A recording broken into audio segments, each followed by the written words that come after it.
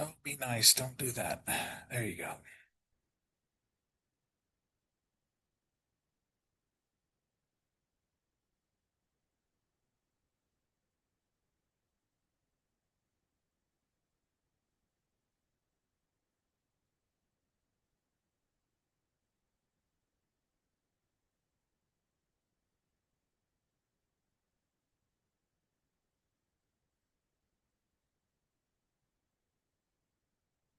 Should I or should I not? I think I should.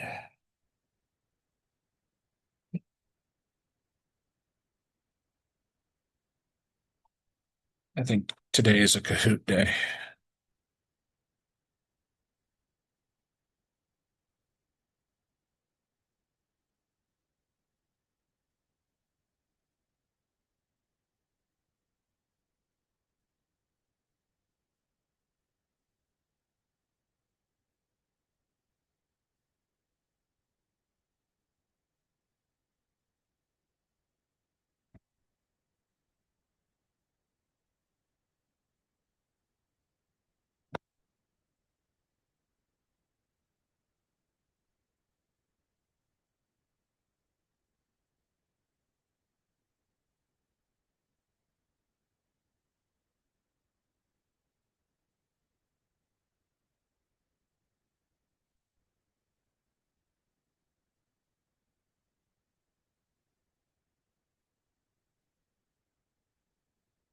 I get to make use of the handy dandy speaker again.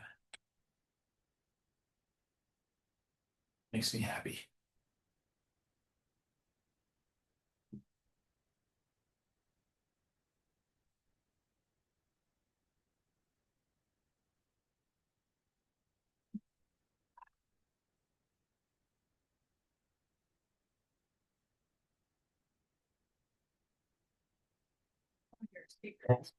Power on.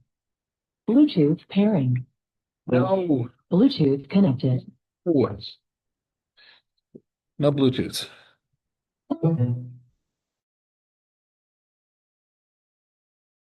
Power. Phone for it to look where it's supposed to. Okay, so I'll turn that off. Now we'll try. Power on. Bluetooth pairing. Bluetooth connected. What are you connecting to? Oh, it's still connecting to my computer. Okay.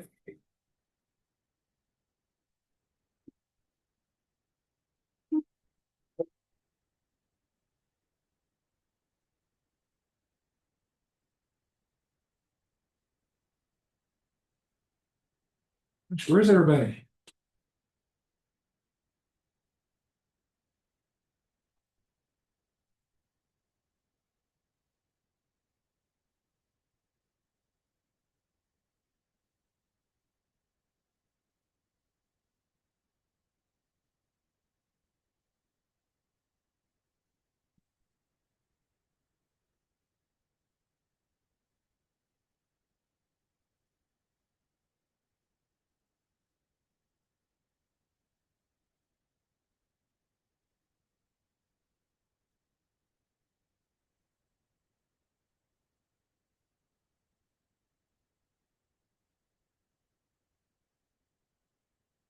Oh, sure.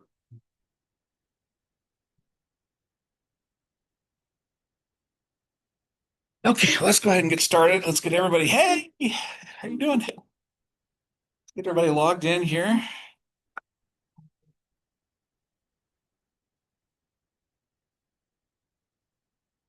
Good review of everything. Normal distributions.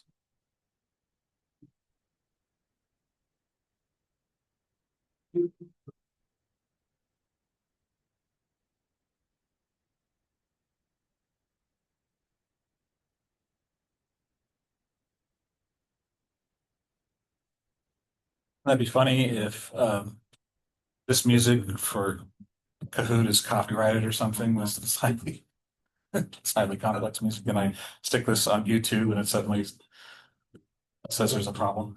That would be very unfortunate. And a little silly because Yeah, it is. It certainly is. What's the music is kind of cheesy. And this image in my head of some long lost music major from 2014. You know, okay, let's get on here.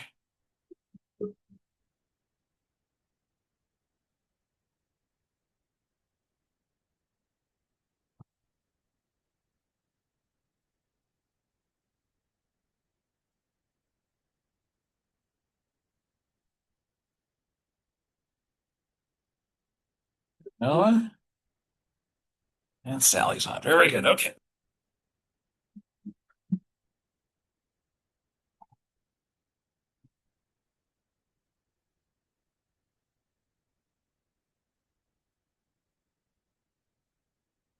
What percentage of the population should be within one standard deviation of the mean?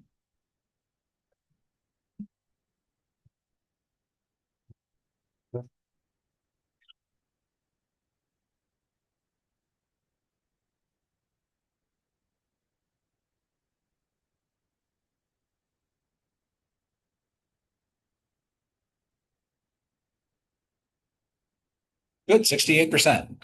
68% there. Ooh. Oh, a lot of you said 95%. How many standard deviations is that?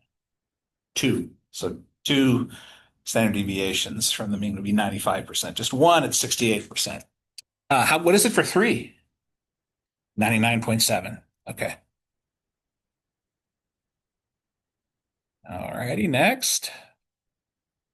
What percentage of the population is within three standard deviations of the mean? Okay, here we go. That's right. There you go. Everybody should get this right. Good. Yes, it's 99.7.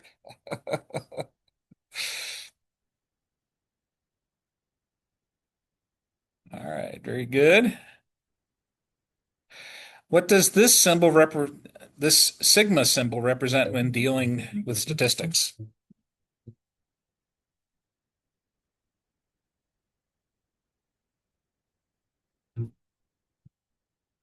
Very good. Standard deviation. Yep. All right, Sally, moving up.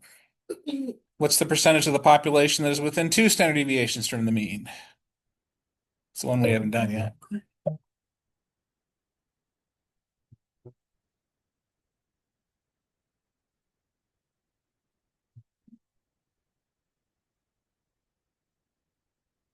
Okay, so you're, I fret that I might be in your way.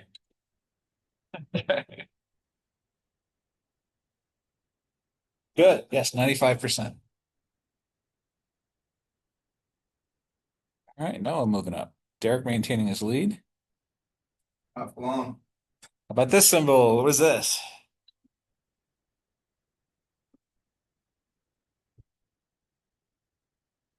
Good. It's the mean. And it's the population mean too. That might have thrown somebody off there when they said population. Sally's moving up. All of these are characteristics of the normal distribution curve except what?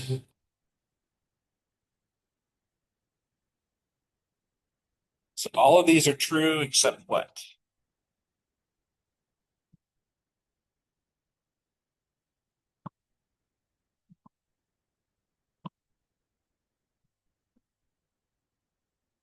Good. Oh, not true that most of the data is away from the mean. It's most of the data is close to the mean. All right, so I got this one. This is a quickie for 6.1. Sierra, Sally.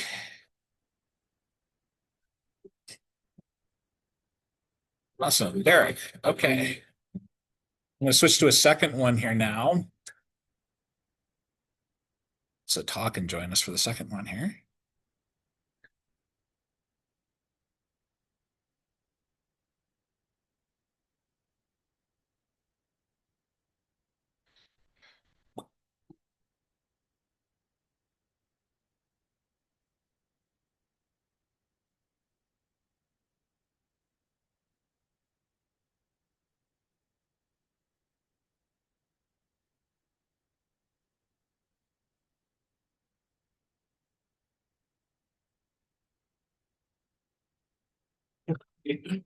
Funny bone? I hate that.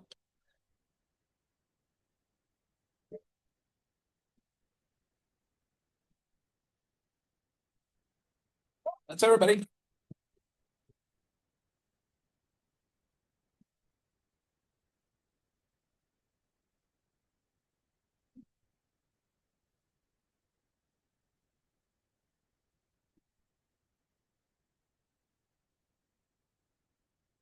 All right, so the weights of newborn children in the United States, this is 2 minutes, by the way. There's a lot more time on this.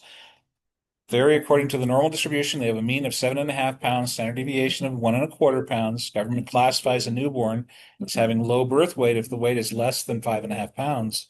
What percent of newborns are considered low birth weight? So draw your normal distribution, maybe in your mind. Where's the mean? What's the standard deviation? Is 5.5 pounds above or below the mean? Below, by how much? More than one standard deviation? Yeah. More than two standard deviations?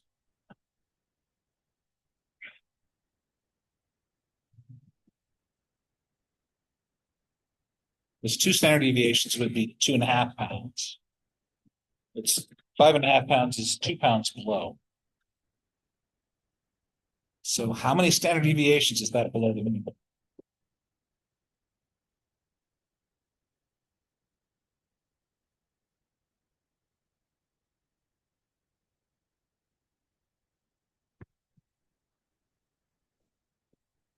What's your formula for Z? So find your Z value.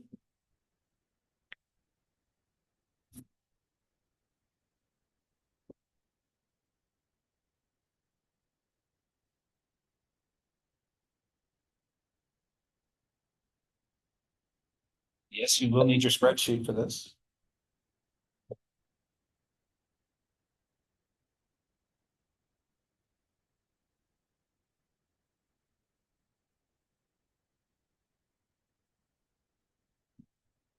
Okay, so that tells me we're not sure.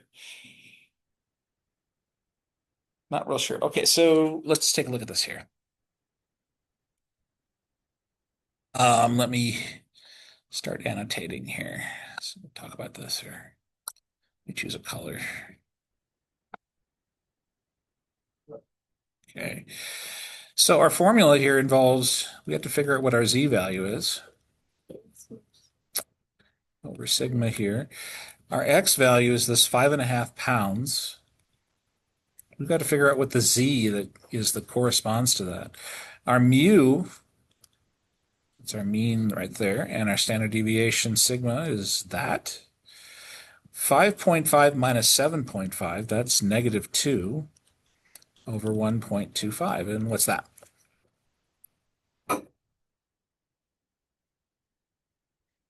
-1.6. Mhm.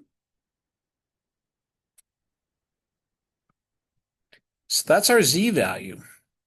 What percentage of newborns are considered low birth weight? Are we dealing with kids that are above 5.5 pounds or below 5.5 pounds? Below. And we want to know what percentage of those kids are below that. So we're looking at what's the probability that Z is less than 1.6? How do I find that? I think Your spreadsheet? Yeah. What does that give you?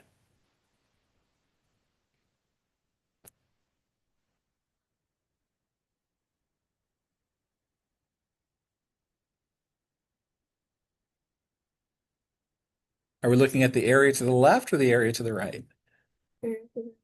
Good.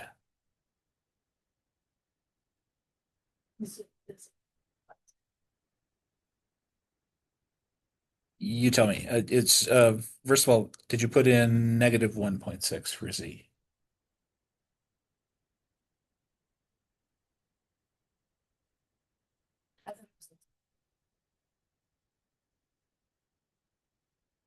Okay, so what do we get for area to the left? 0.54. Can I get a percentage. Well, do we agree with that? Good. And so, yeah, what's that as a percentage?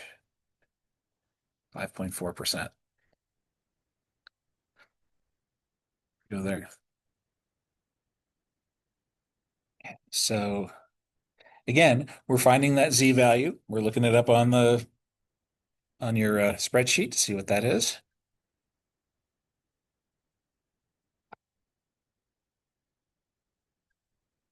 And choosing the right answer here, 5%. Okay. So yeah, what did you just find there? What percentage of kids are low birth weight? The bottom 5%.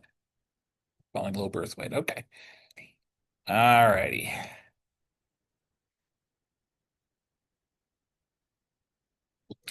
Average Mexican American man weighs 181 pounds and stands 5 feet 5, assuming a normal distribution of both height and weight and a standard deviation of 14.6 pounds and 2 inches. What percentage of men weigh less than 160 pounds?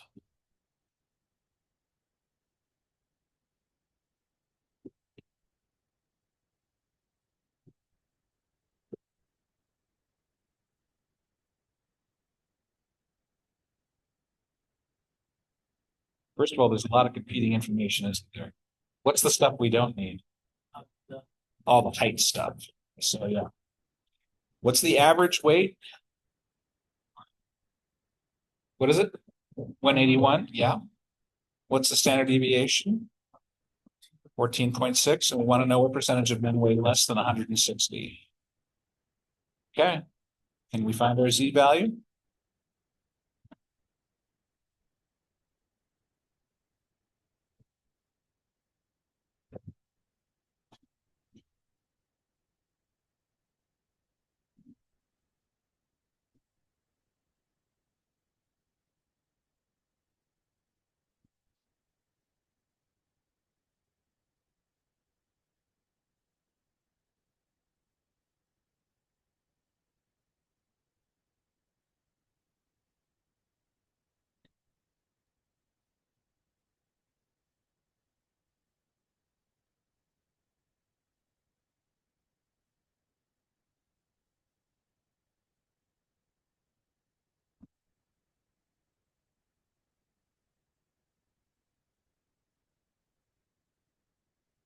We have for a Z value. Somebody got a Z value? Yeah, that sounds about right. Did you get it? We're gonna put. You're going to put, oh, 8? Okay, good. Yeah. Cause I got to. Right. Right. So gotcha. So you put in, it was negative 1.43 something or whatever it was. Yeah. Yeah. And area to the left of that is going to be about 8%. Okay. All right. Sally's in the lead. Okay. Ooh, got to do it twice.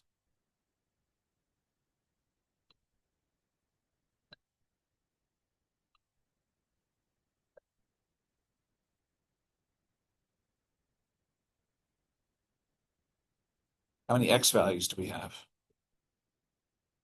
2, 165 and 200. So how many Z values are we going to have to calculate? 2.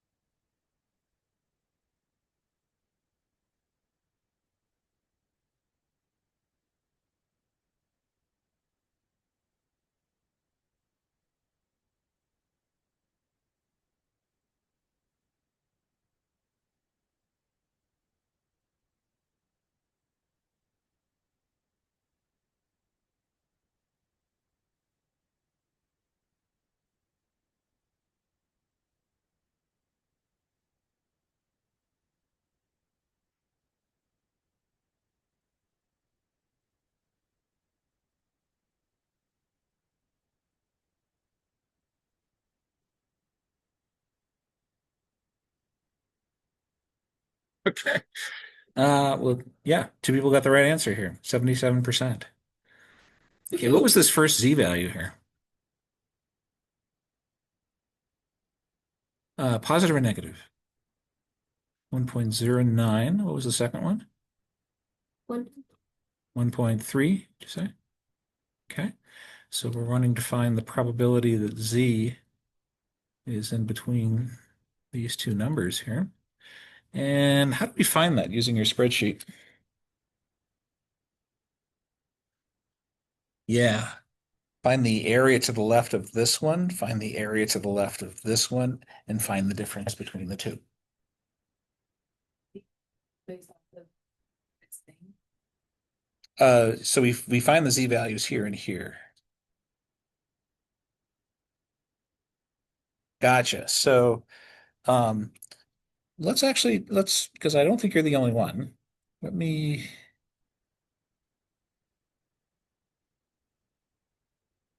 let's pull this up here. Okay, so let's actually extract information as it comes in. Um, let me know it won't let me do that. Okay, let's just have to do it verbally. Average Mexican American man weighs 181 pounds. Okay, so we already have something there. What's that? Which would 181. 181 is what variable? Mean. Good. Sorry, I heard you say that. Yeah. So that would be mu. So mu is 181. Stands 5 feet 5 inches tall, irrelevant, assuming a normal distribution of both height and weight and a standard deviation of 14.6 pounds. So that's what? Standard deviation. Good. 2.8 inches, irrelevant. What percentage of men weigh between 165 and 200 pounds? So I don't see, when I look at this, I don't see two Z values. I see two X values, two values of the data, X1 and X2. And so that's where those X values pop out at me. And so if I'm drawing my normal distribution here, the mean here is at 0.81. Standard deviation is 14.6. I want to know what percentage of the area here is between 165 and 200. So I'm shading in that part of the distribution here. But I have to convert that to Z values to find out what that is. So I use my equation and I recreate that same thing in Z land. Z is in between this value and this value. Ooh, I think I lost you there. Yeah, are you using the spreadsheet to figure? The Z values? No, the formula from your packet. That thing there. So yeah, the Z value from, because you've got X, mu, and sigma. Plug it in, you get Z. Okay. So once I have the Z value, then yeah, it's the spreadsheet. Finding area to the left, area to the right. Okay. Okay, so here's the part. Turn your confusion into a question. This is good. It's all right. It's all right.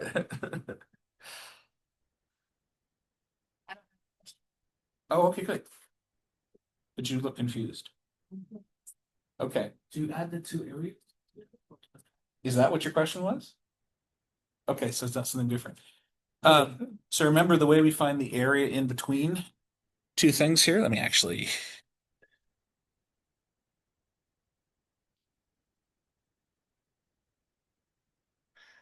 So the picture in my mind, and I don't think I've done enough pictures here today. I think that might be part of the issue here. If I have this Z value here, Z1, and this one here, I can find the area in between these two things here by first finding to the area to the left of Z1, and then also finding the area to the left of Z2. So this area to the left of Z2 minus this area to the left of Z1 is the area in between the two. Does that make sense, Tom? Yeah. And so I think it was with the Z values here that I kind of lost you see here. So here's our formula. So for the first one here, 165, Fill in the rest of that.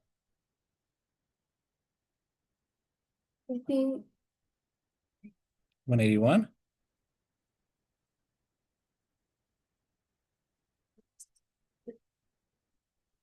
Yeah, which one do you choose? Yeah, here's where your math brain gets turned off.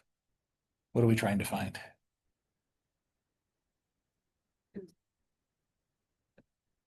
Yeah, that's still your math brain. What are you wanting to get at? What are they asking for here? is that, No. isn't that true? Read the last sentence. Yeah, what the last sentence there? What are they looking for? We can't see it. Because my head. So it's I'll move out of the way here.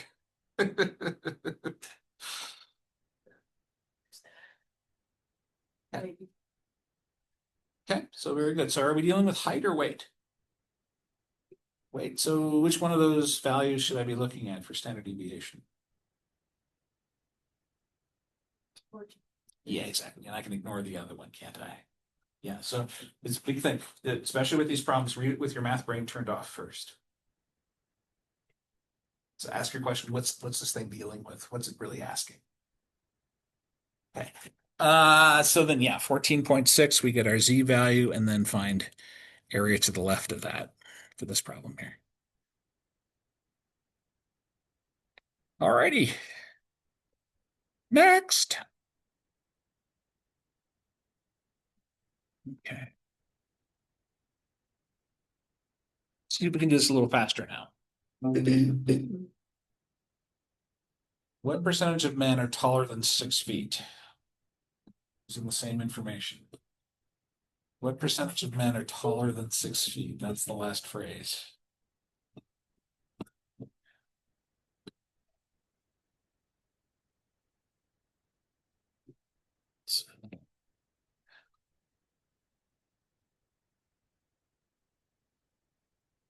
So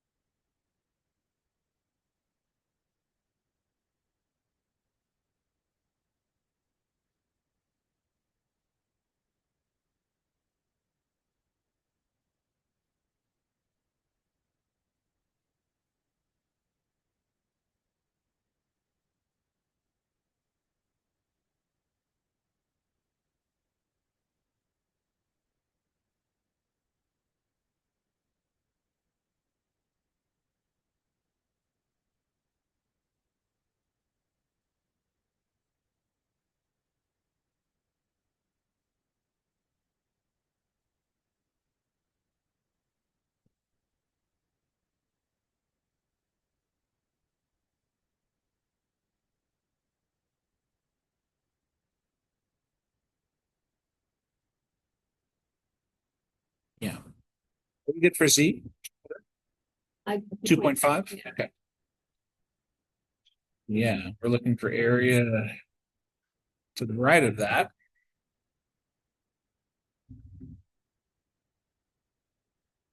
You seem a little more confident on this one, but nobody got it right. Well, it was 2.5, right? There's 2 zeros after Okay, yeah, what you got for your? there. Oh, gotcha. Yes. 20. I gotcha. Yeah, but it was 0.006. Yeah, 0.006 is just would round up to just 1% there. Okay, so you got the 0.6. hard part right. I did the same thing. I used the 0.06. Gotcha. Alrighty.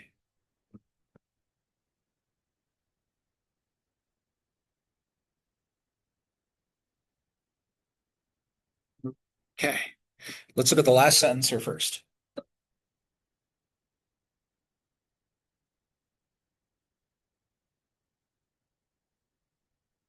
Percentage of women that are shorter than 54 inches. Oh, we have to change it to inch, right? Yeah, it's 6 foot this and 7 foot that. That's hard to work with, isn't it? Yeah.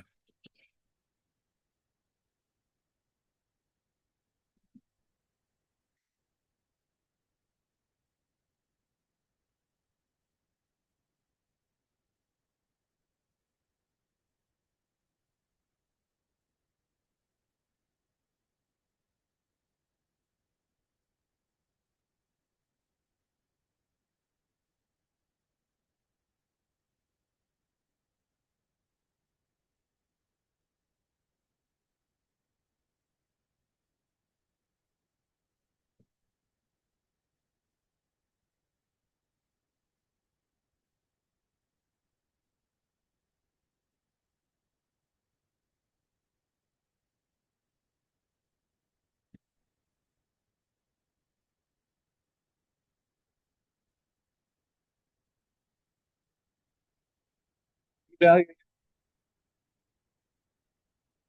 negative 2.857. Okay.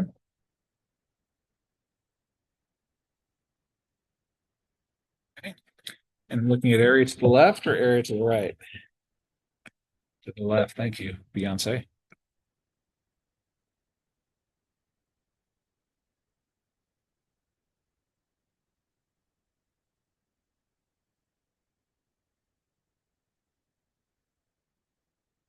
Good. That was much better. Yeah. Yeah. If it's 2.8, if it's almost 3 standard deviations to the left there, there's not much left in that distribution. So less than 1% makes a lot of sense.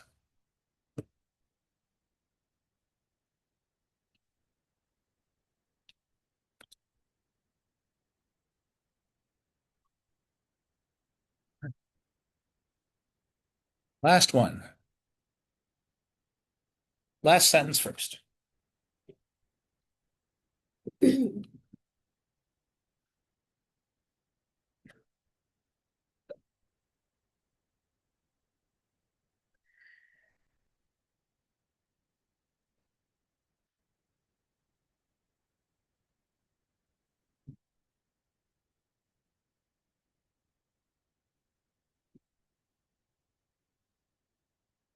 Notice I'm really doing the same thing over and over again.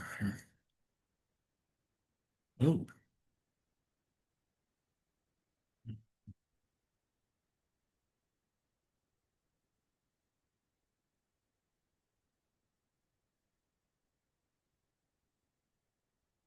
Ooh. Is this going to be more than half or less than half? More than half, yeah. Okay.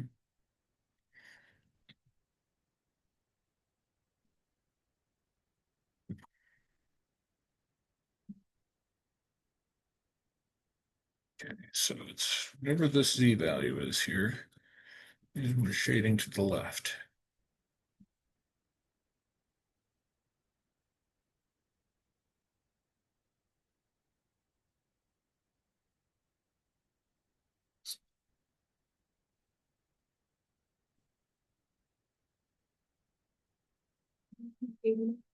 Yeah, I think that's right. It's less than one, isn't it? 0.89, did you say? Yeah. Okay. No. To the left, right? Mm-hmm. Yeah.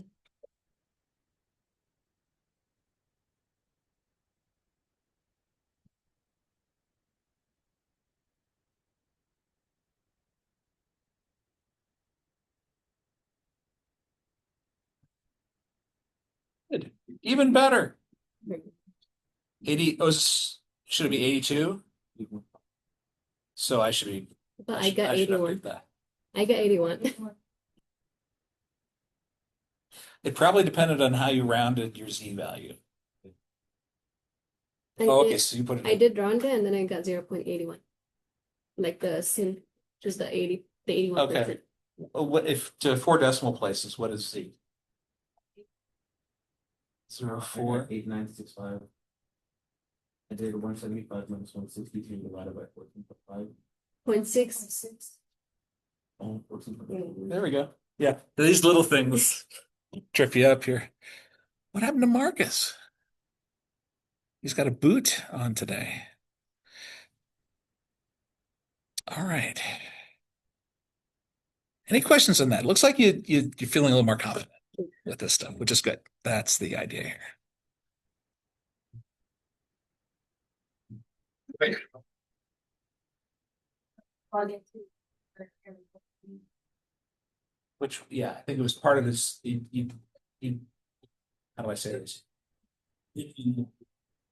No, it's just, I know it takes like some time, like repeating it over and over and over. But like, it was so fast, I'm like, I feel like. I don't know, it's so fast. So perhaps finding the directive sentence at the end, find this, find. Because I switched to that and it seemed to help everybody. So, yeah. All right, very good, everybody. Okay, let's take a look at 7. Look at that. We've done chapter 6. And we're now going to look at chapter 7. That's a thing I'm working on. Yeah, you want to use my charger for a little bit? Because mine's been plugged in for a little bit.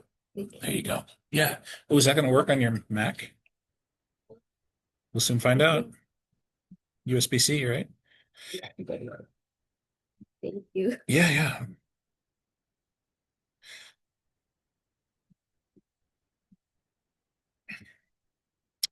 If you recall on your spreadsheets, one of the things that you always, oh, not there. One of the things that you saw on your normal distribution part of your sheet, and perhaps we're always wondering why it was there,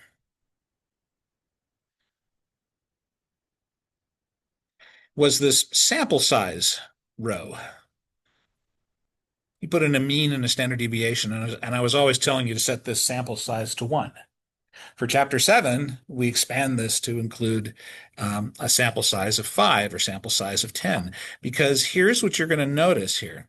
Take a look at this distribution.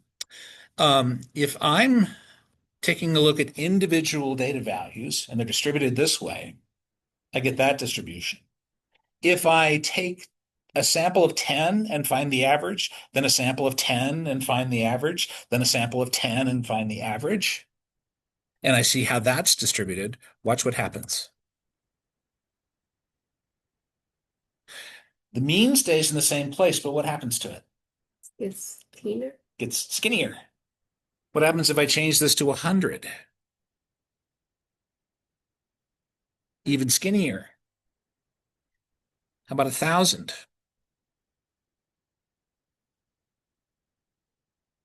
If you have an average that you've calculated of 10 people versus an average that you've calculated of 100 people, which one do you think is more accurate? An average of 10 or an average of 100? 100. Yeah, 100. That's what this is talking about. It's like the error that you can anticipate on having a sample mean of 1,000 people should be smaller than if you're taking a look at 10 people, average of 10 people. Okay, so we're starting to learn here how much error, how much uncertainty we might have in calculating certain things.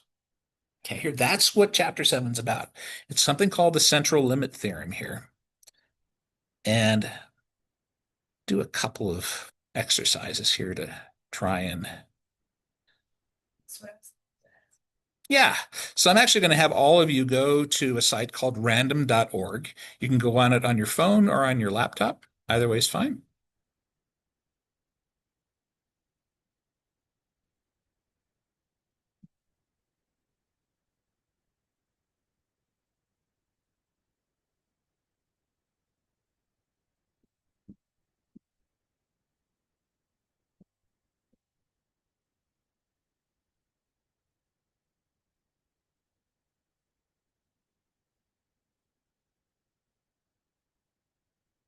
You'll also want to have your spreadsheet up and ready to go.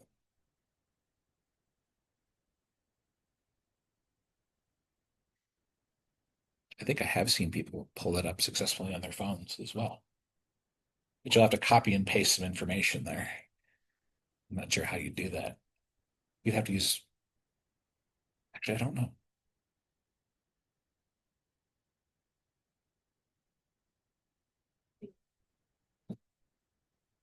Yeah. So what I'd like you to do is go to random.org and under free services numbers, choose this option here, integer generator.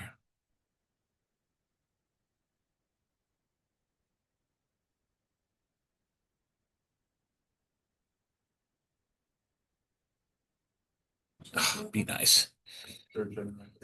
Integer generator. And that takes you to this random integer generator here. And under numbers, I don't see it either. Mm. yeah. Okay.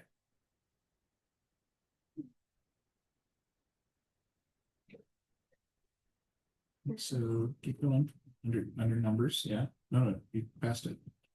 Oh, Integer generator and choose to generate 1,000 random integers. And each integer should be somewhere between 1 and 100.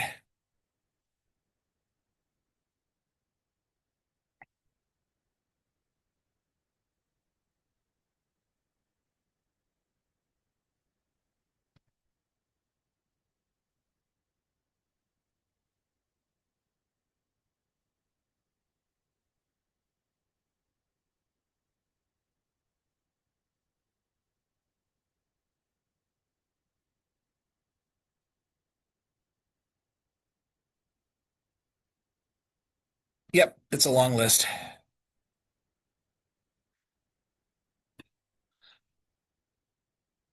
Now, this is from a uniform distribution here, which means that I could figure out what the standard deviation is of this. I think it actually is inclusive here. So this is actually from 0 to 100 here as well. So this is A and this is B. This is our distribution here, if you recall, a uniform distribution here from 0 to 100. Right? There's A and B. And our formula for the standard deviation of this is B minus A squared all over 12. It's one of our weirder formulas. So this is 100 squared over 12. And I don't know what the squared is. Can somebody figure out what that is for me? It's going to be 10,000 divided by 12 square root. Oh, sorry. I think. Yeah, what's sigma here? Sorry? 28.86. Did I just get that too?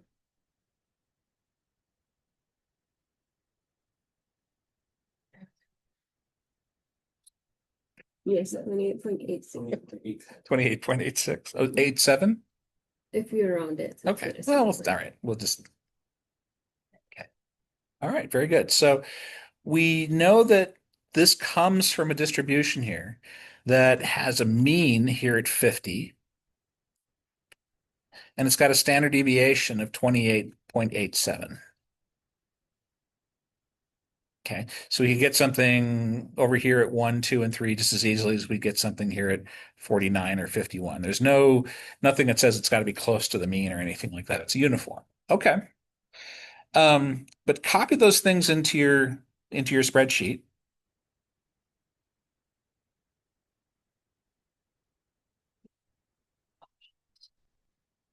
Descriptive stats.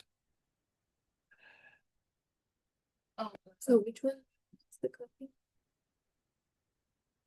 you.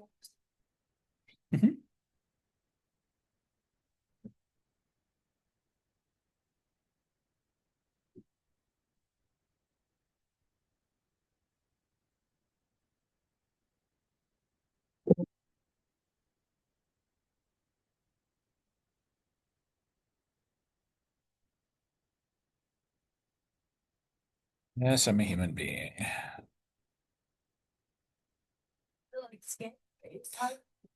I don't know. I really don't know. I don't know. Formatted one column, get numbers. Okay, Oh, that's 1,000 numbers, right? it's 1,000 numbers, so it takes a little while to select all these here. Okay, Control C. And I go to my spreadsheet. Not that page.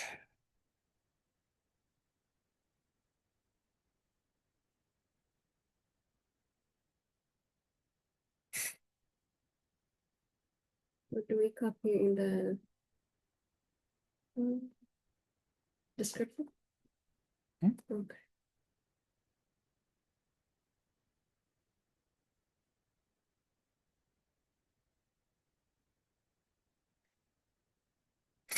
Okay.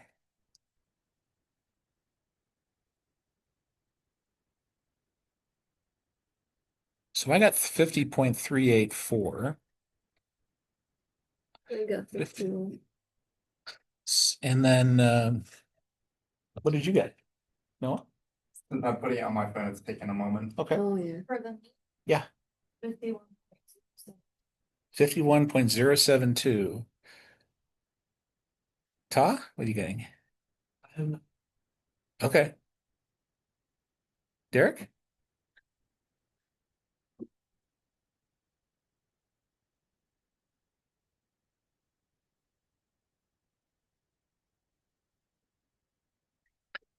Do you think our means are going to be as far apart as our distribution was?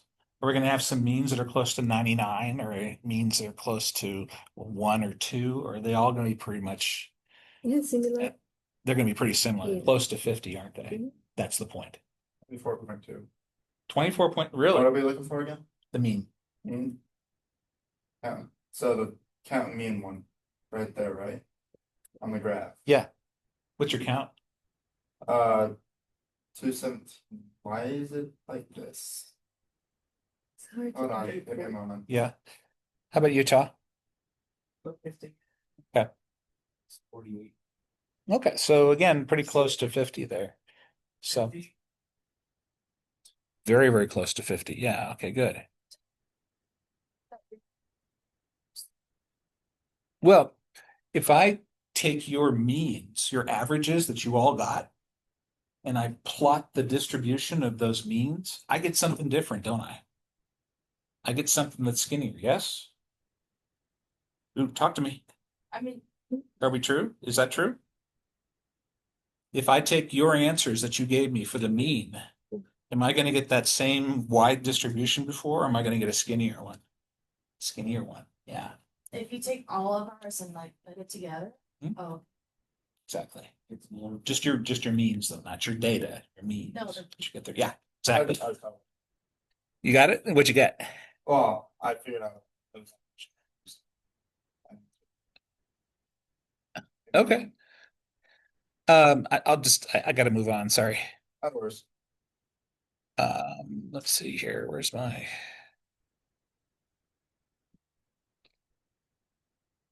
okay. So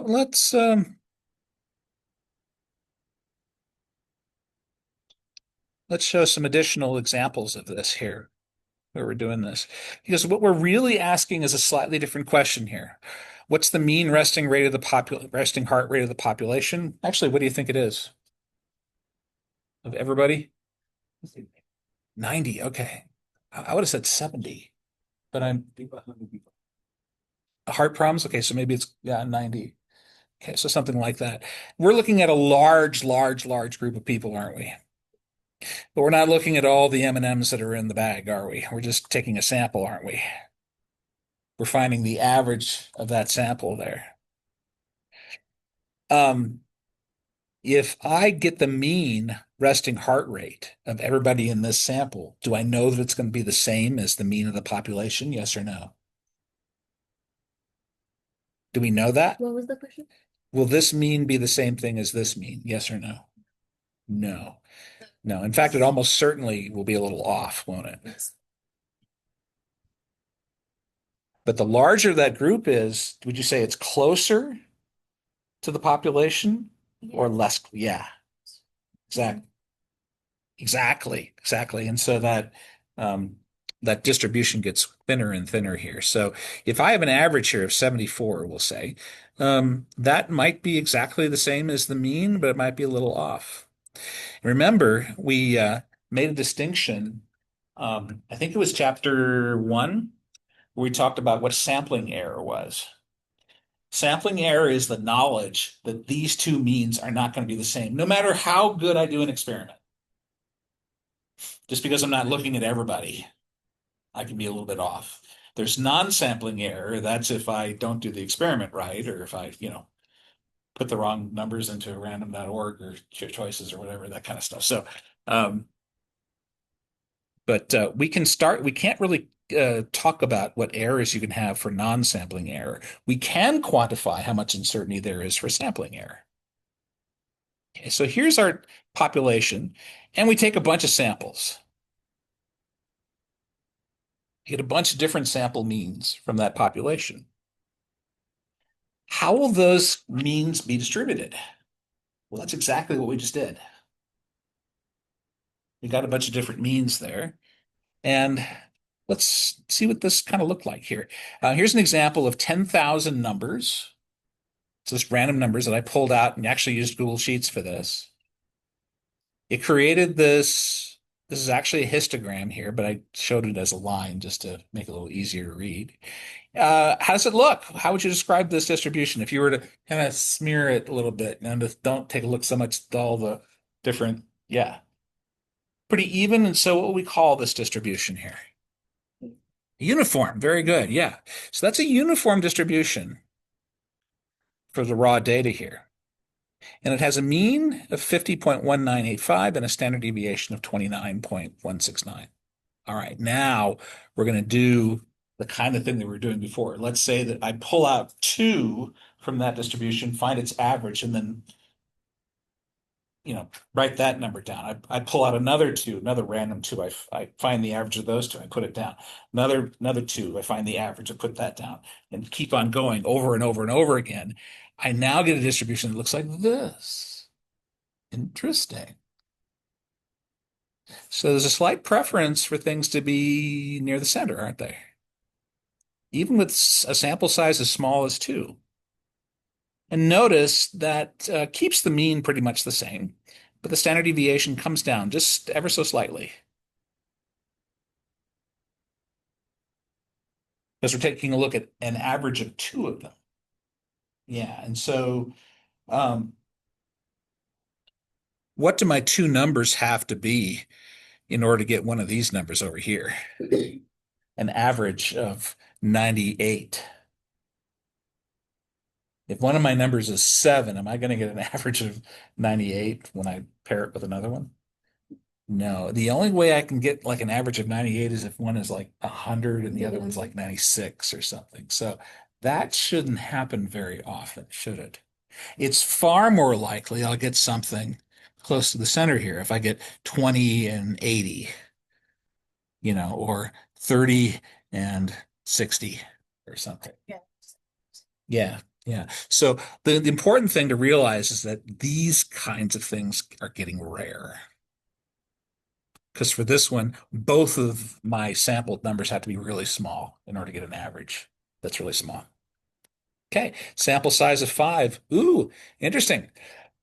Starting to look a little different. Is this a uniform distribution? No. What does it look like? Bell shape. Yeah.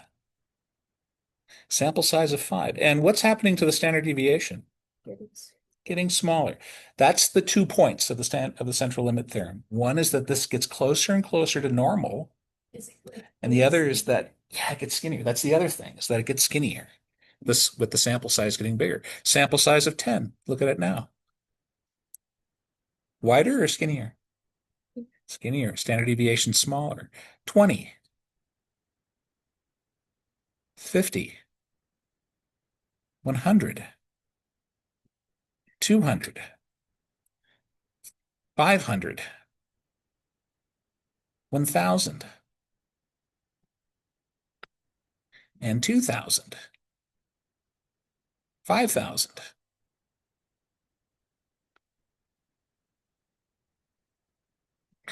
And then lastly, if I choose 10,000, there's only one possible value. If my sample size is 10,000, I'm looking at all of the numbers. Okay, so I can only do that once, right? So I just get one value right here at the center. So let's compile all this information here together like this. So you can see the mean pretty much stays the same, doesn't it? Standard deviation goes down. In fact, if I plot this, it looks like that. And in fact, I can draw a curve through this. And what's the equation for this curve here? It's sigma divided by the square root of n, where n is this sample size down here. So we actually call this, we have a slightly different symbol for this and a slightly different name for this. We call this not the standard deviation, but the standard error. The standard error. Specifically, the standard error of the mean, standard error of the sample mean. So you'll see a little subscript underneath the sigma next to it. Okay, and the way we calculate it is to take this the standard deviation and we divide it by the square root of n. And in fact, if we go to your spreadsheet and we switch back to, why won't this thing behave? Come on.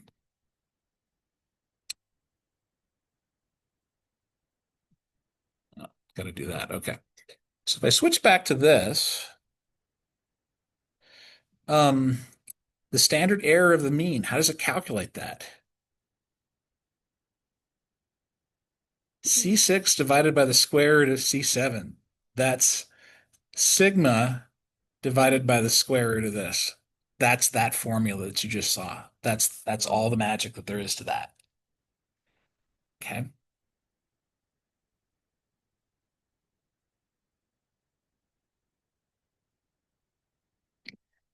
So yeah.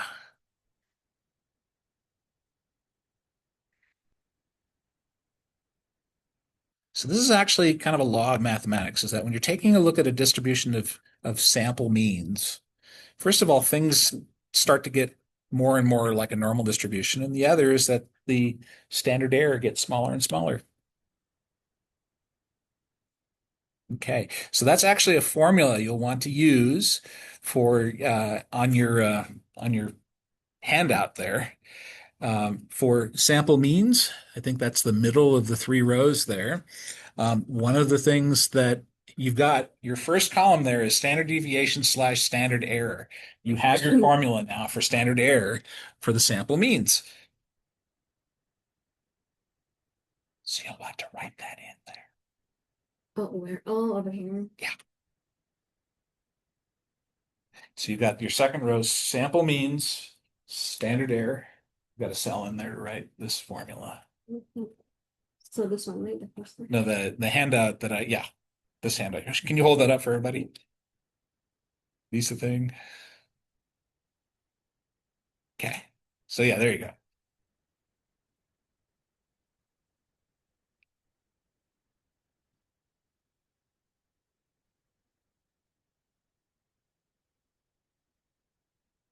Okay.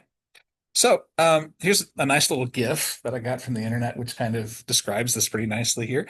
I've got some raw data here that is coming out of this distribution here. It's the same data here.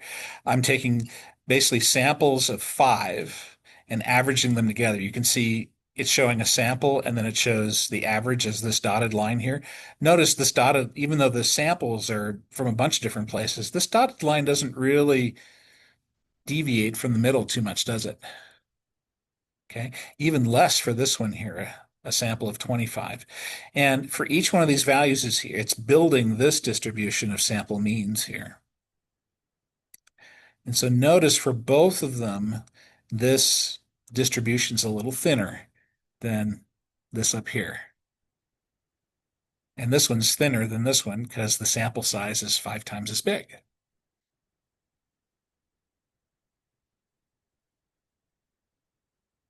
So you've got a standard deviation for this distribution, but you have standard errors for these distributions down here.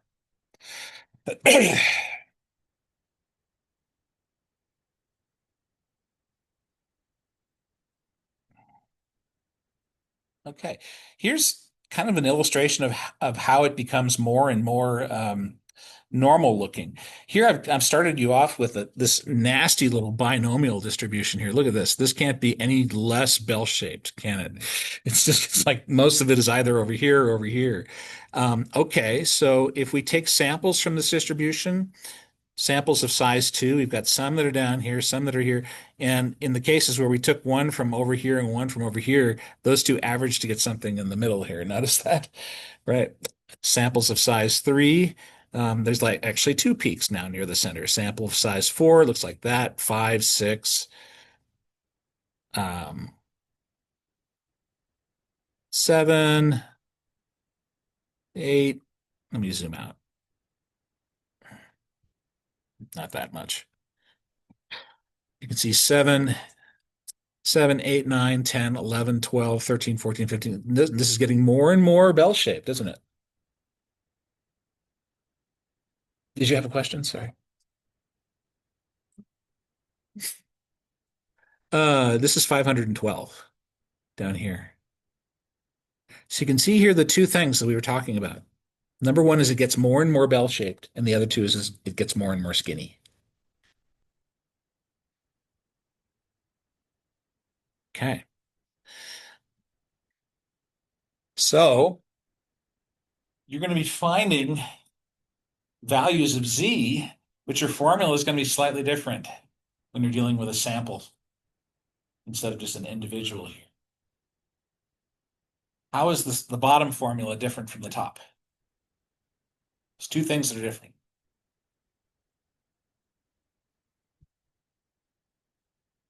Yeah. So on the sigma, is this down here standard deviation or standard error? Standard error. Yeah. What's the other thing that's different?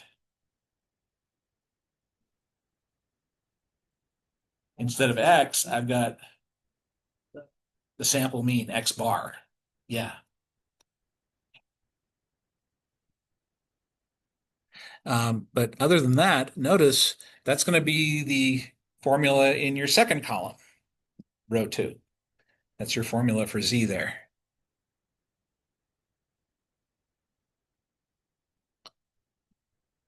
Okay. So you can assume that things are normal. Things are normally distributed. Nice bell curve. If the original variable, the raw data, is normally distributed, or if you have a sample size that's 30 or bigger.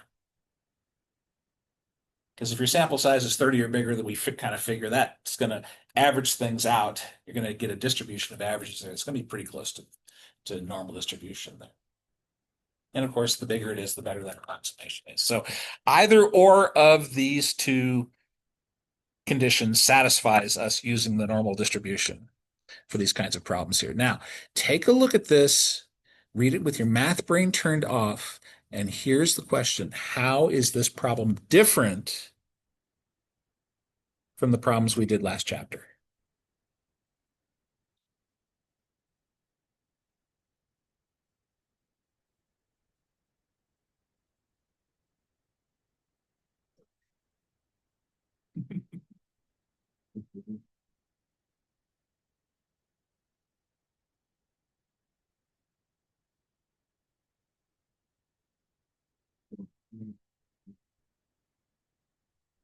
Yeah, probability isn't new, but are we finding the probability that a single child watches more than 26.3 hours?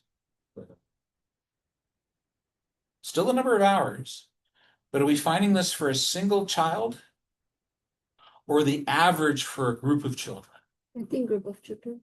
I think that. A group of children. Group of children. That's what's new.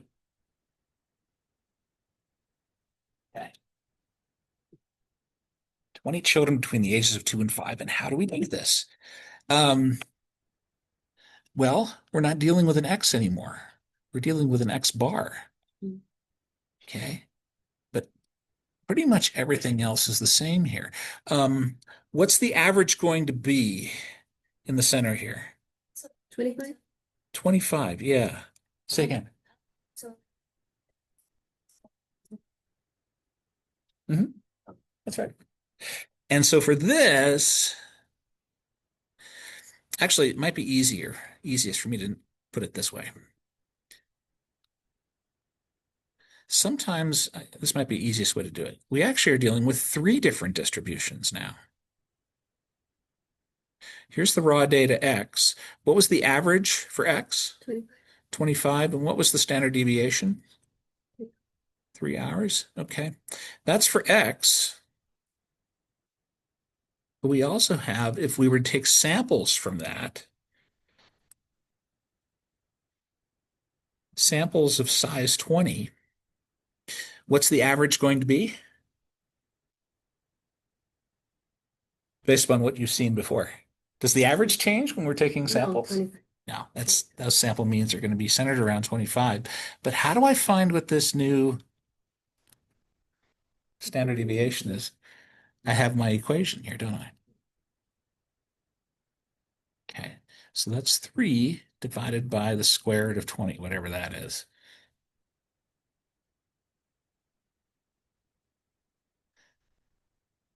It's going to be 0 point something. 0.67. 0.6708. Excellent. Okay, so even though I'm not drawing it very well here, which one of these distributions is skinnier, left or right? Skinnier?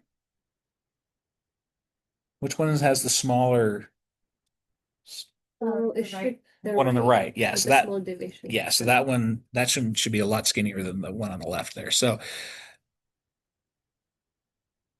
I I, honestly thought that it's full. um You know what? say more about that. Say more about that. Say more about that. Mhm. Well, because earlier you saw like how you were showing us how the population from 5, 10, 20 Mhm. got skinnier, skinnier, skinnier. But now I kind of get it because when it got skinnier, the standard deviation got small. Yep. Yep, there you go. So as I'm converting this now to Z, I now have a slightly different formula. Boy, it sure looks very similar to what I had before here. But am I now looking at the first distribution here, or am I looking at the second distribution? The second one. Yeah. So if 20 children between the ages of 2 and 5 are around it, find the probability that the mean, okay, will be greater than 26.3 hours. Okay, 26.3 is going to be here. And am I shading to the right or to the left? To the right. Good. Greater than 26.3. Okay. So that's going to be 26.3 minus 25, and that's all over this 0.6708. And I don't know what that z value is going to be, but I have to find the area to the right of that, don't I? Whatever it is.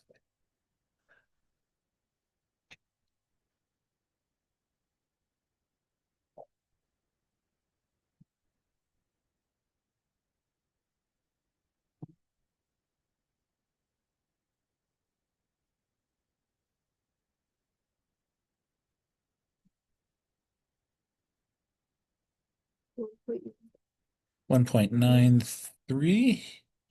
That seems about right. 1.93. Let's get two more numbers. 79. Let's make sure we're always doing 4 decimal places.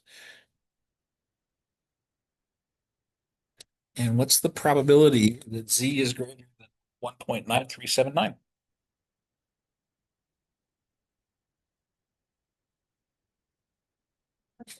Yeah, probability that z is bigger than that. Yeah. So area to the left or area to the right? To the right, yeah. So spreadsheet time. 0.9. 0.97. Sounds like you're looking at areas of the left. Oh yeah, sorry, 0.02. 0.02. So about 2%. About 2%. So again, the question was the probability that the mean of 20 children's viewing is going to be bigger than 26.3 hours. And you came up with 0.02. So it's like 2%.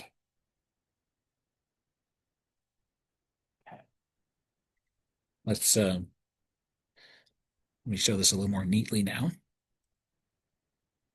It's always helpful, I think, to draw those three distributions there so that you understand really what's going on there. As you can see, we calculated the standard error, then calculated the z-value. Hang on.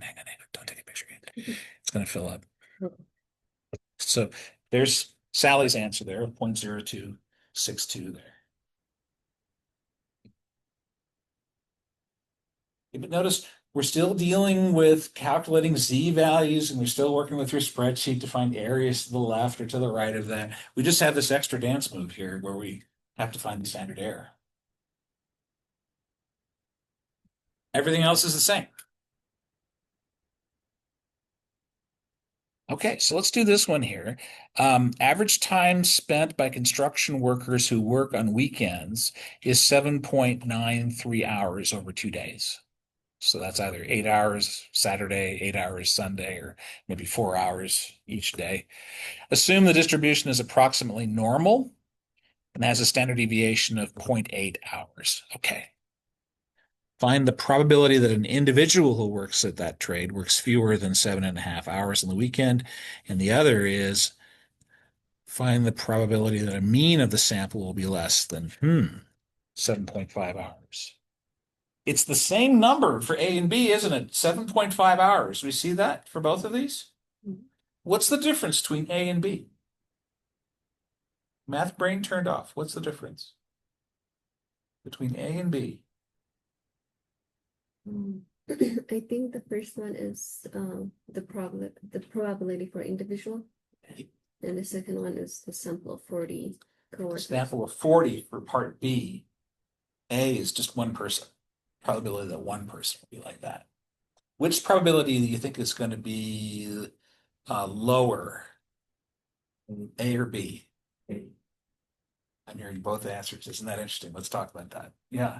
Well, B is gonna be more accurate, isn't it? B is going to be more accurate, and so since it's more accurate, 7.5 is going to be kind of farther away. So that probability is going to be smaller for a group of 40. You'll see that as we're doing this here. And taking a look at your chart that you're copying down formulas on, is part A, your first row or your second row? First row. Part B is second row. Good. So let's do that. Let's actually draw our three separate normal distributions here. There's X, and the average is this. Standard deviation is, what is it? 0.8. Okay. So that's our first one. The second one is for a sample mean of 40 people. That's still going to be centered around 7.93, but this is going to be different.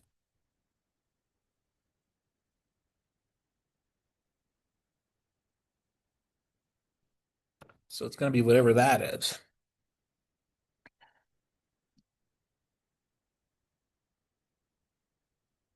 Okay, so let's look at part A here first as we're calculating our z-value here. Z-value is always mean of 0, standard deviation of 1. Let's see here. Probability that an individual is less than 7.5 hours. Okay. 7.5, that's going to be over here. And it's less than, okay, so area to the left here. Okay. So let's calculate for part A here what my z-value is. And again, am I using first row or second row? For A? For part A. The First row. Okay. So here's my formula here. So I'm looking at the first distribution here. This is going to be 7.5 minus 7.93 all over 0.8.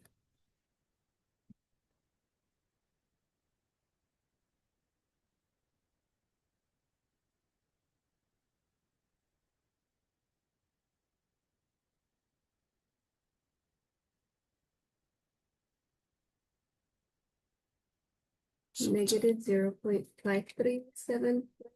Okay. Negative 0.5375. Okay. And are we finding the area to the right or to the left? For that to the left. Okay, so let's find that. Is there?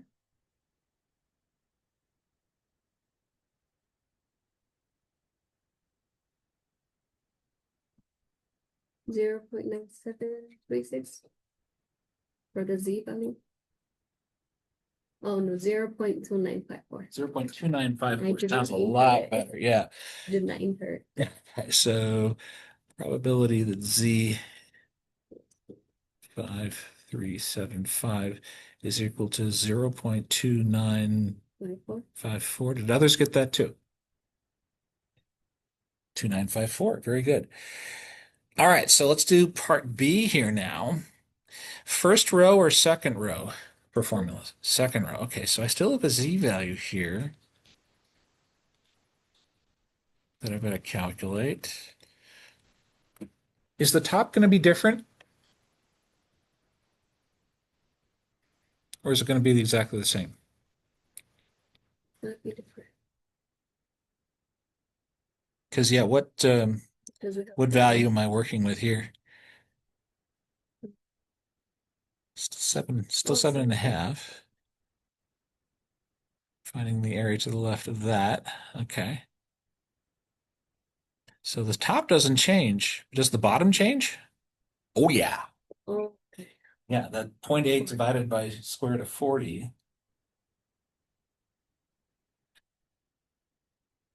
It's going to be 0.1 something. Yeah, 0.1 plus 6. 0.1264. 1 plus 6, 4. So that's going to go down here now.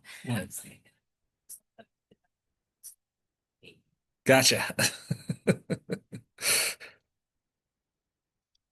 Okay. So what does that give us for a Z value?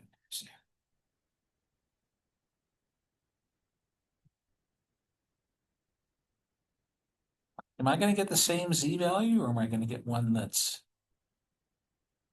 very different?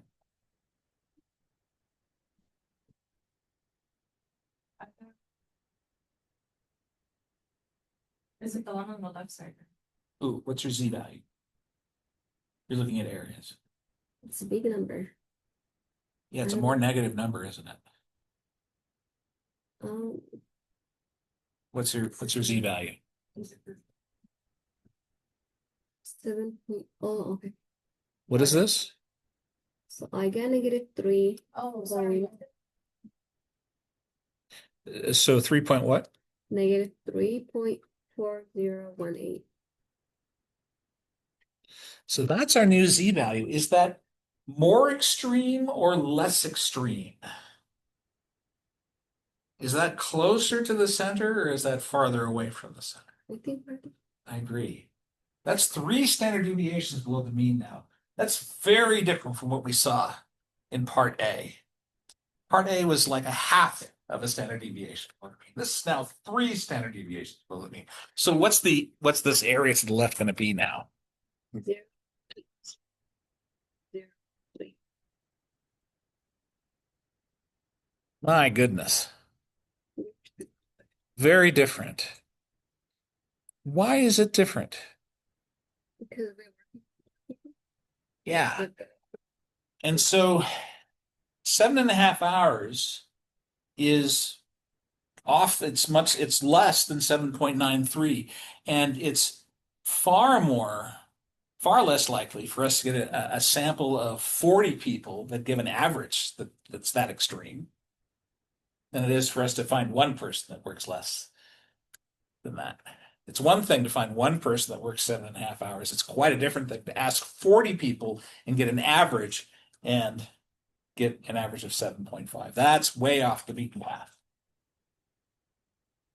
What do you suppose it would be for a sample of 100 construction workers? Going to be smaller and smaller, even less. Okay. I think I can show this now. Yeah. So that was our first answer there. And for our second answer, we had to find that standard error. And we got a much different answer. All because we were using the standard error now instead of the standard deviation. Took me a while to interpret what you're saying. All right. So do this one here. Okay, I'm going to walk around and see how y'all do this one here.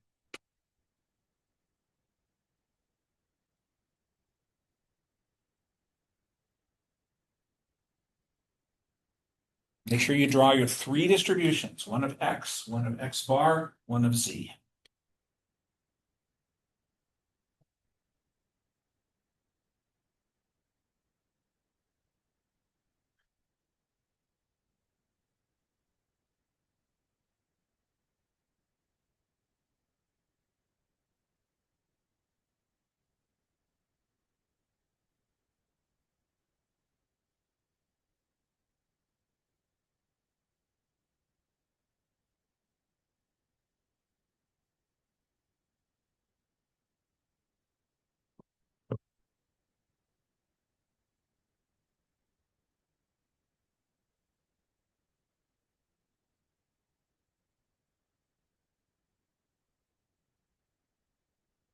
Let's see what those distributions look like.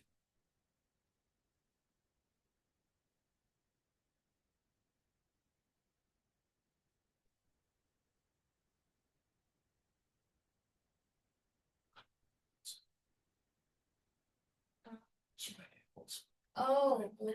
56. Actually, that's good. I goes, that's nothing. That's right. I heard that. Wow, that was.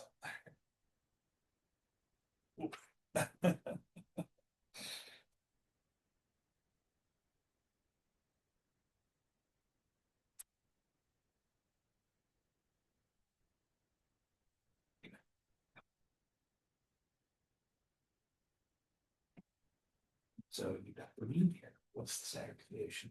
I don't know what's the standard error.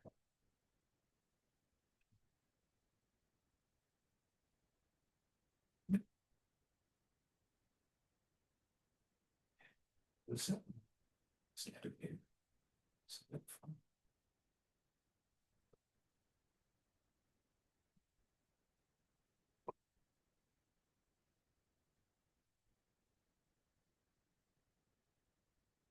So you have to calculate that standard error to right.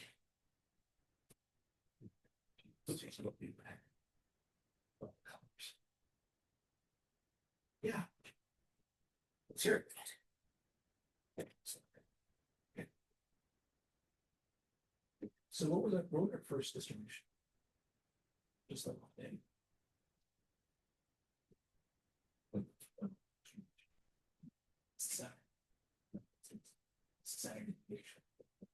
So picture in my mind is those parameters.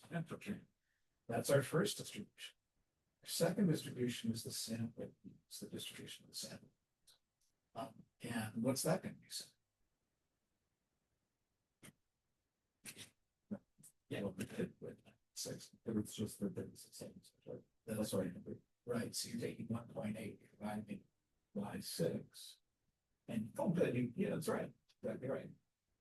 So that's going to have a standard error of what? So 1 Okay. So that's your second distribution.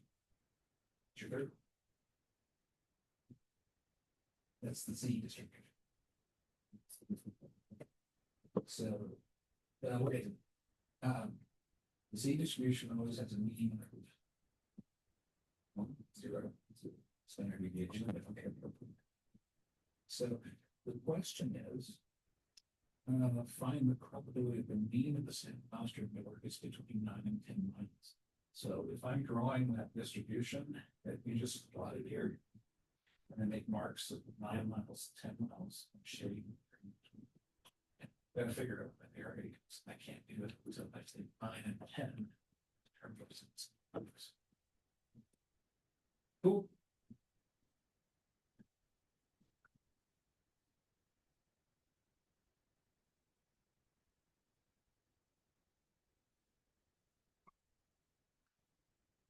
So that's your formula there.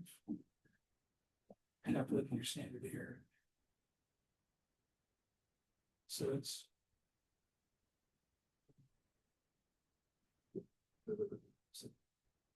Yeah. So.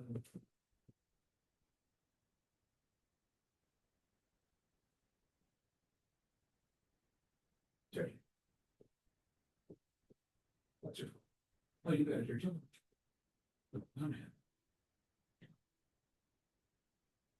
So that'll be your standard error for this.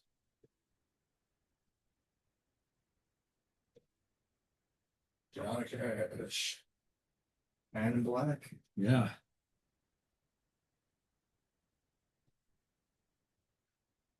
Okay, so I'm seeing a lot of good stuff here, and so I'm gonna see if I can catch up to where many of you are.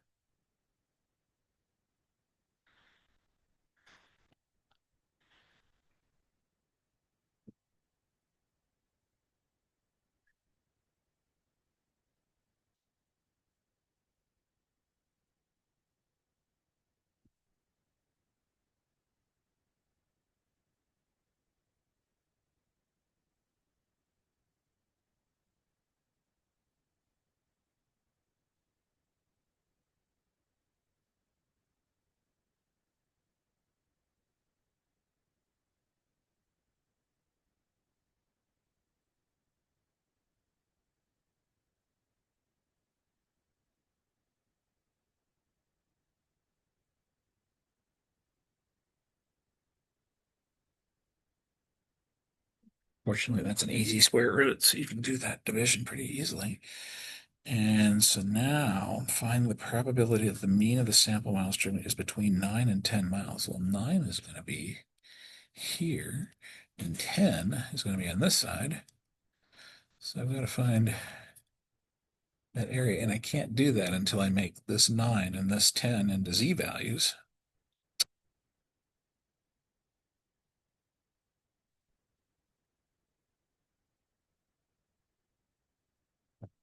So I've got one z value over here. I've got another one over here. Okay. So z1 is equal to 9 minus 9.6 all over 0.3. And that's just negative 2, isn't it?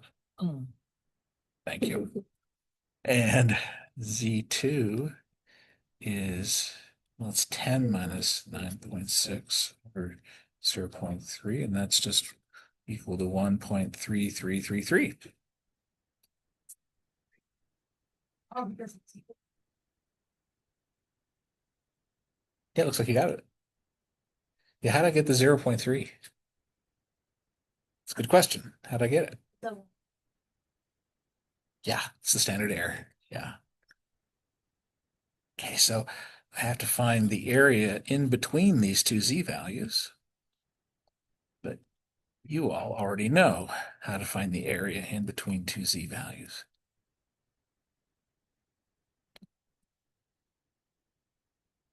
Should be a majority of the area.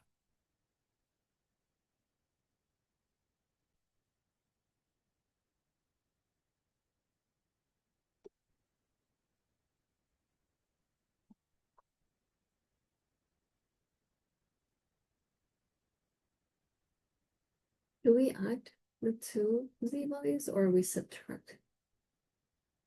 Yeah, so think it through in your mind. You can probably answer that. I think it's actually better if you figure that out. Okay. So we're finding the area in between, right? Mhm. And if we're getting the first number for -2, what area are we getting? We're choosing areas to the left. So for the -2 one here, mhm, that's going to be this, right? um, Yes? mhm. Okay. And if I'm finding the area to the left of this, that's going to be this, isn't it? All of this. Also, we have to subtract them. There you go. That's what I wanted you to see.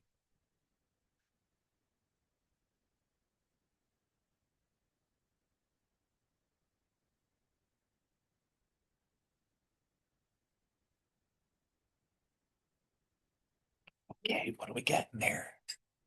What's our probability? Just not sure yet. Okay. 0.8860. 8860. Tal, what do you think? Not sure? Okay, so let's see. Let me actually describe it. Did we all get this far? Everybody get here? Yep. Mhm. Okay. Did everyone get to this? Ooh, Ta has it. Has a look on his face that says no. Did you get to this, Ta? Oh, that's what one. Uh-huh. Uh-huh. Yeah. How about over here? Okay, so we have to do the same thing for the other x value, not 9, but 10. So that's going to be our other z value here. And we just have to find the area in between those two z values. Yeah, which is, yeah, Sally was right. Okay. So finding z values isn't anything new. You've already done that, right? Finding the area in between two z values, that's nothing new. You did that a couple of sections ago. The new thing is this, the upper left, the standard area there, yeah. So you're going to be doing a lot of problems that are like this. You're going to get good at this stuff.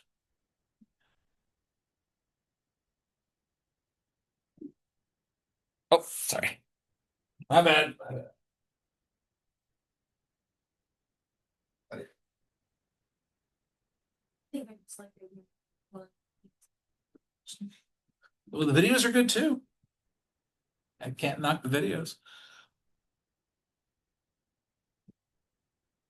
I'm actually glad somebody's watching them. Sometimes I feel like, especially with some of my younger high school kids, that they're just, I'm giving them the videos. They're like, yeah.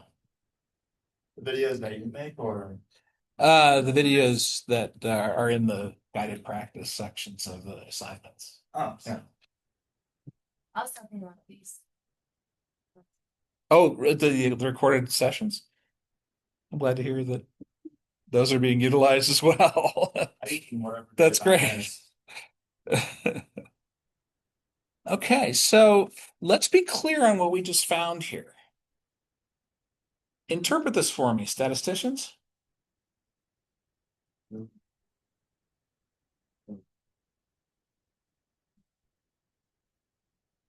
Uh-huh. Yeah. So if I take a sample of 36 drivers and ask them how long is their drive to work, and I average all of those together, the chances that it's going to be somewhere between 9 and 10 miles is almost 90%. Yeah. Yeah. Does that mean that most of them are between 9 and 10 miles? No. Does that mean that most of the individuals are between 9 and 10 miles? No. I could still have some that are way off on the edges, like this. My distribution for individuals, look at my hands here.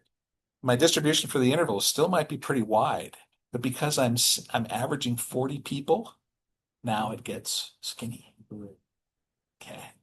Yeah, so we're looking at something very specific, an average of 40 people.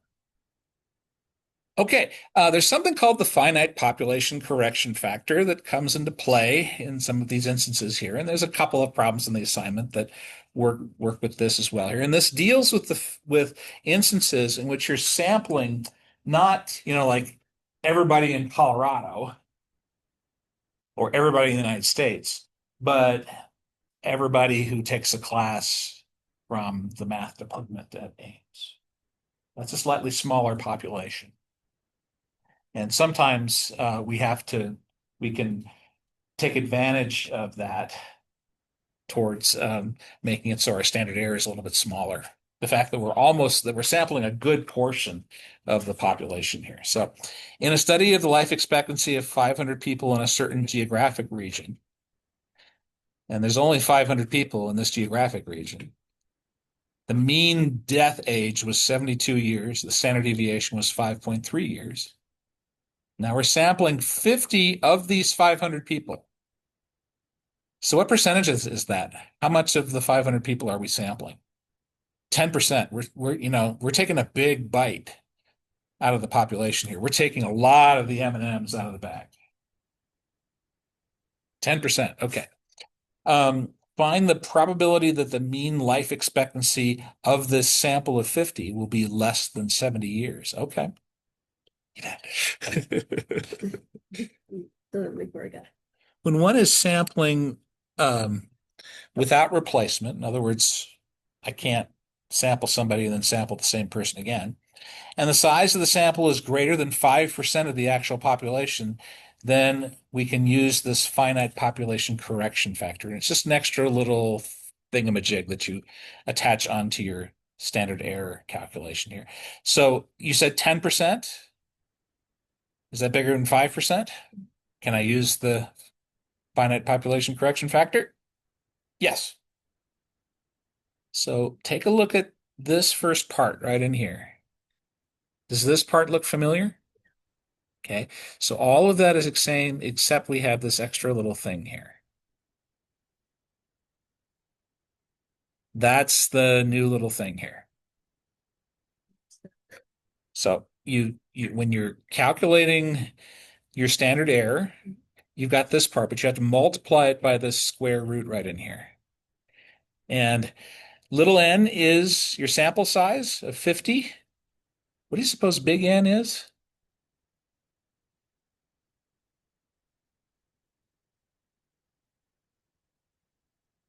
Sample size? Sample size was little n. What do you suppose big N is? Closer?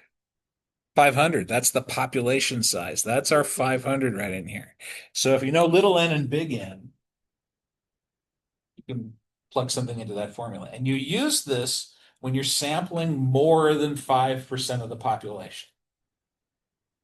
When you're sampling more than 5% of the population. Here, the population is only 500 people, and we're sampling 50 of them. That's 10% of the population. So this extra little finite population correction factor, which we can use when we're sampling more than 5% of the population, makes it so that our standard error gets even smaller.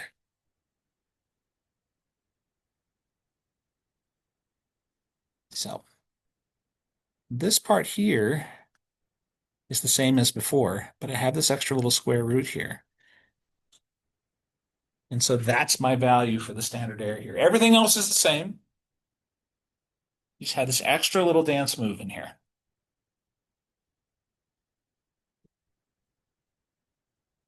Sorry, let me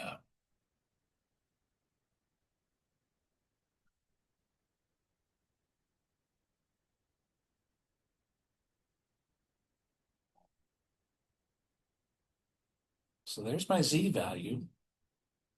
And the Z value is even more extreme because of the fact that that standard error is even smaller. And the standard error is even smaller because the finite population correction factor is making it even smaller. Okay. So yeah. If a sample of 50 people from this region is selected, the probability that the mean life expectancy is less than 70 years is 0.25%. All right.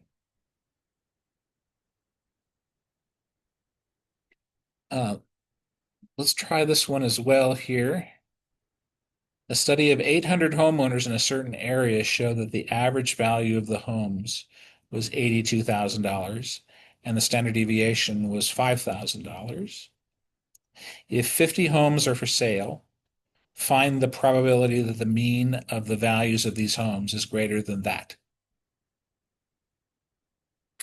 And should the finite population correction be used here?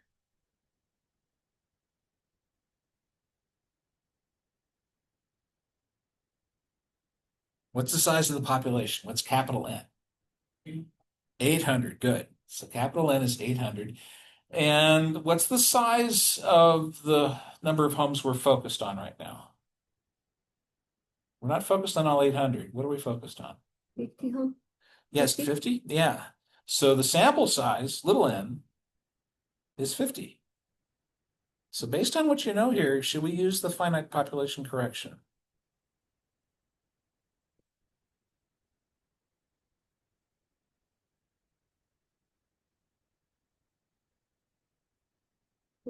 Yeah, because 5% of 800 would be 40. Are we sampling more than 40 homes? Yeah, we're sampling 50 homes. Yeah. So we're sampling more than 5% of the population. So yeah, we should use the FPC on this. Okay, so let's do the same thing here before. Here's our X values. Average value is 82,000. Boy, wouldn't that be nice? Standard deviation, 5,000. So that's X.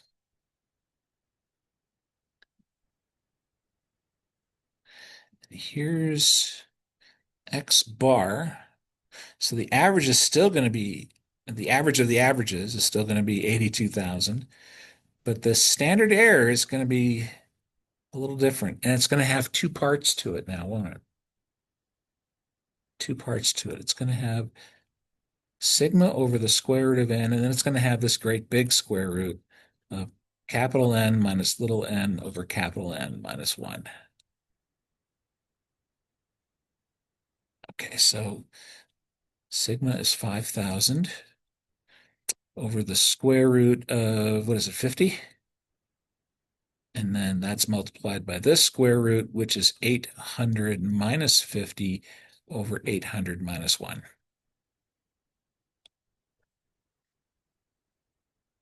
I think What year was all this data taken? What's that? What year was this, all this data taken? Nothing recent. 2000? This is probably when I was about your age. So yeah, I should update this big time.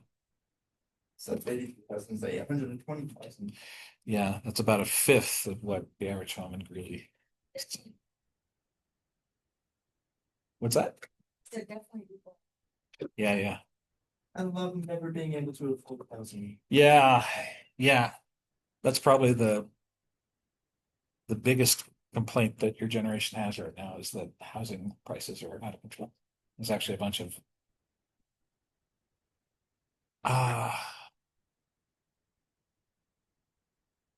not to get too political, but one of the things I like about the big beautiful bill is that one of the few things that I like is that it does actually open up some more opportunities for low income housing. Same with military installation. It's doing a lot of other things that I don't agree with and don't like at all, but it is doing that. So we find something positive. Okay. I'm just thinking that it's nice to have more affordable housing for your generation. That's As military, they're putting a lot of funding into upgrading barracks and that's good. building That's more good. military housing That's good. on bases, so. Yeah, Yeah. So what do we get on this here? What's our standard error here? You might, this is actually an instance in which Desmos really becomes quite handy, which you can actually pull up on your phone as an app. Wink, nudge, nudge. Wink, wink, nudge, nudge. So you can actually, here, let me show you what I mean. I'll go ahead and keep these. Let me pull up Desmos here.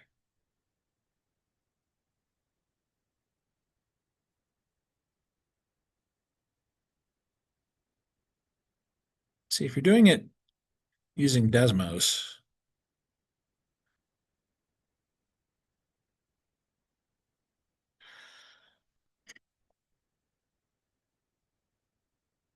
you can actually recreate this whole expression in here. So 5,000 over square root of 50 times square root of, looks like it was 800 minus 50 all over 800 minus 1. And I have a bunch of keyboard shortcut techniques that I use to make that a little easier. But you can see that you can just enter that in exactly as it appears and get a nice answer from that. So that makes life a little easier. So I'm getting 685.0815 right in here. And now I can just calculate my z value from that.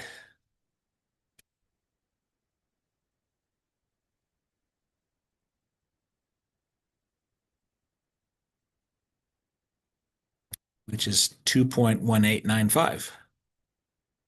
Let's see, we want find the probability that the mean of the values of these homes is, oh, greater than this. Okay. So I should be shading to the right of this. So it's not that many. So it's only 1%. So we should use the finite population correction, and the answer is about 1.5% are more expensive than that. Boy, is that different today. Yeah. You could probably buy an outhouse in Boulder for 80,000, but that's about it. Find property in Boulder. Yeah, that's right. Exactly. So here's what we've done. We've taken the normal distribution and we've extended it to looking at sample means. All right. In the second section here, which we're going to just cover, not completely, but we'll get into it to some extent. We're doing the same thing, but for proportions.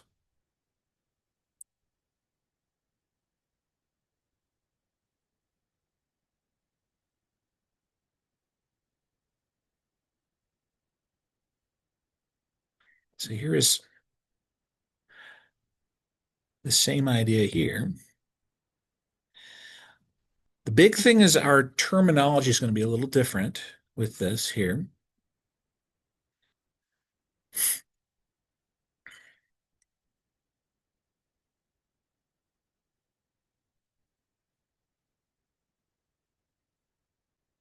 In a random sample of 50 parts from a manufacturing process, 12 had major defects. So this is, I'm getting 50 answers of either yes or no, defective, not defective. That's different from what we had before. Not 50 numbers, but 50 yes, no answers. Okay. So there's a difference between asking what everyone's height is in Colorado and asking everyone in Colorado, did they vote for Biden in 2020? Okay, so one is a number, the other is a yes or no answer. See the difference? Oh, talk to me.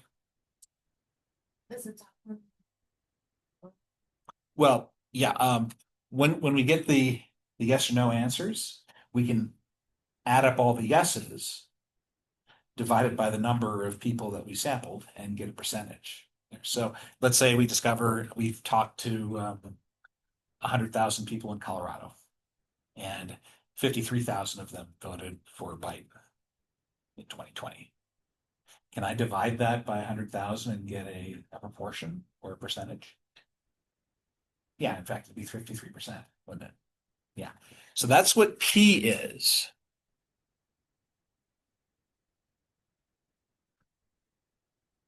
So let's say we're state of Colorado. We're sampling, let me write this down again, 100,000 people, of which 53,000 voted for so and so in the last election here. I get a P hat value of 53%. Why is it P hat and not P? That's just a sample. This is a sample. That's different than P for the population, which is the exact value.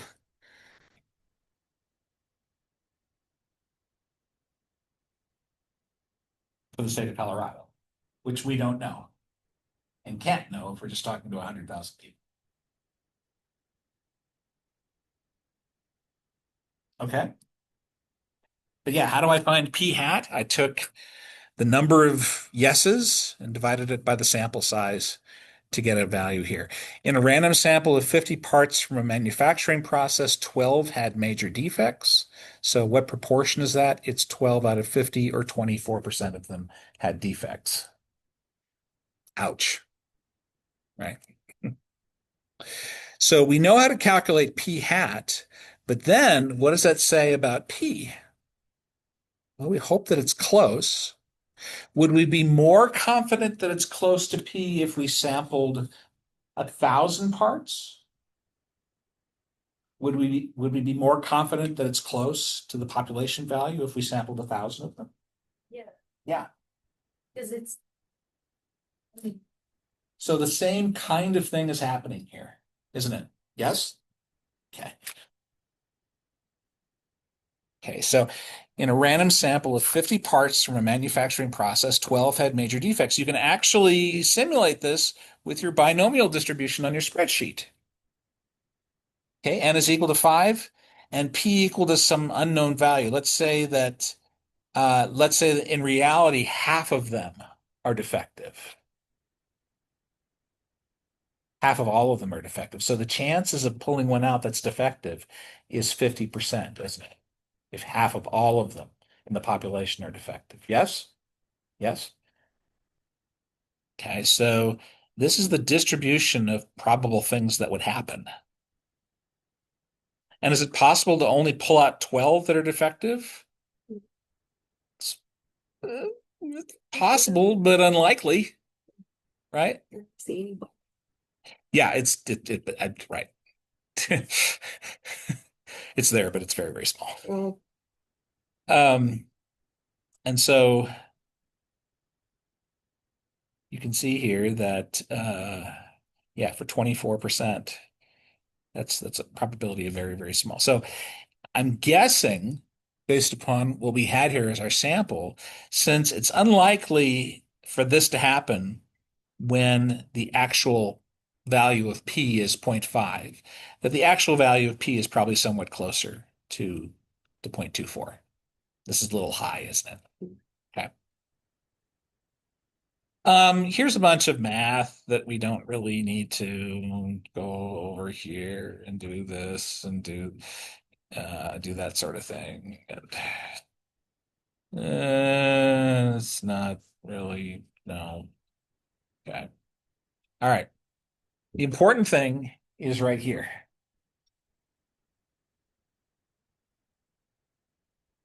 Look at this. By the way, we're dealing with proportions. Are we dealing with row 1, 2, or 3 on your little handy dandy sheet there?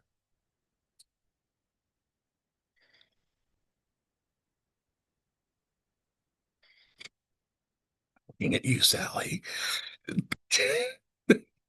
Are we dealing with row 1, 2, or 3 on our formula sheet? oh, I know. Yeah, your formula sheet there. So row 1, 2, or 3? 3. Now we're on the bottom row here. And notice we have a formula here for standard error. it's not the standard error of the sample mean, it's the standard error of the sample proportion, p hat. Hence the slight difference. Who's gonna be the Variable. first? But this plays the same function that the standard error did in the previous function. So yeah, It doesn't work. exactly. Yeah.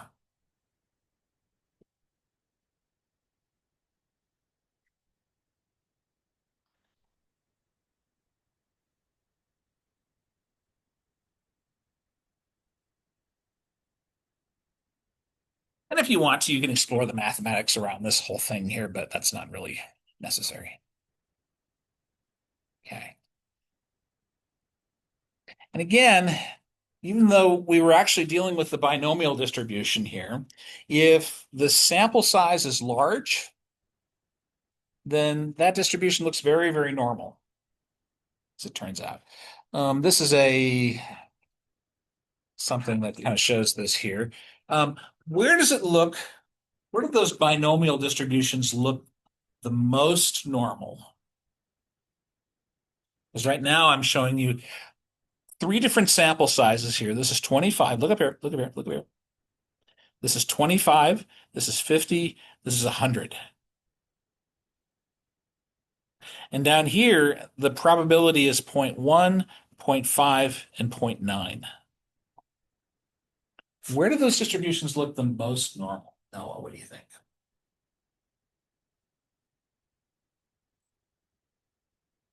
And I want to say in 50, but I agree.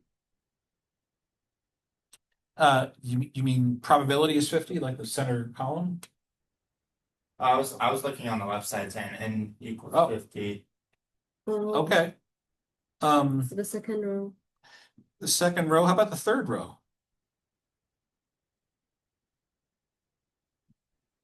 Does that also look normal? Okay, where does it not look normal? Top row. Top row, yeah. And top row where? Top left. Top left and top right. Yeah. So those are I mean, most of the time it looks pretty normal, doesn't it? But there are a couple of instances at which it doesn't. And so that's important for us. This is actually something to keep in mind here. If n times p is greater than 15 and n times 1 minus p is greater than or equal to 15, then we can use the normal distribution to approximate all of this. We can just calculate. Yeah, so this is something to calculate. It's actually in some of your assignments. You know, it starts you off, can I use the normal distribution to calculate this? So, you know, it kind of takes you through that process here. Okay. So here are your equations for the second row, for the third row.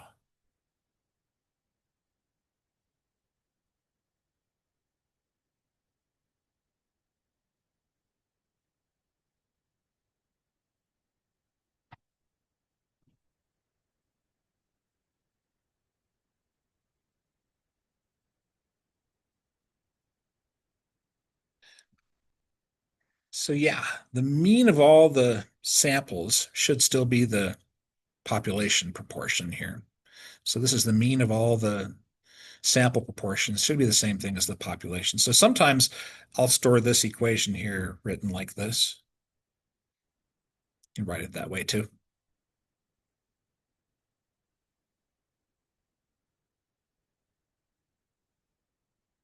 But make sure your formula sheet is filled in with this here.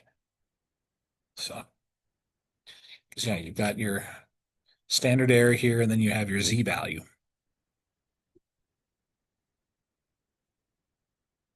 It's gonna be the second one.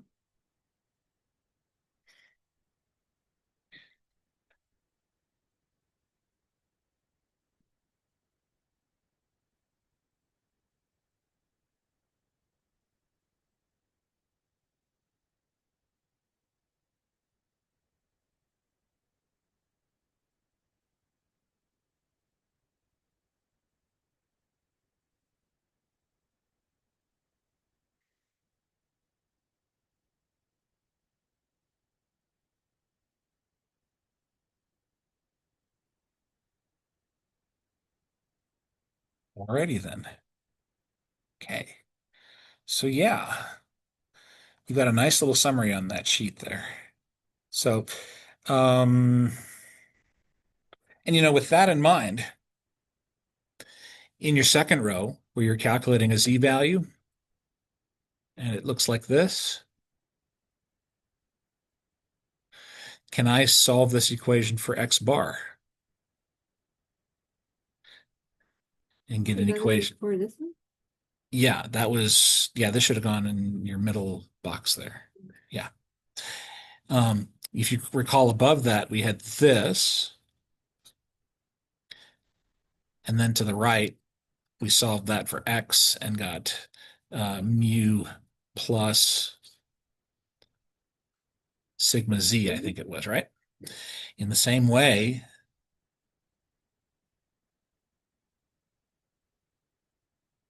that looks very similar. And this one in here,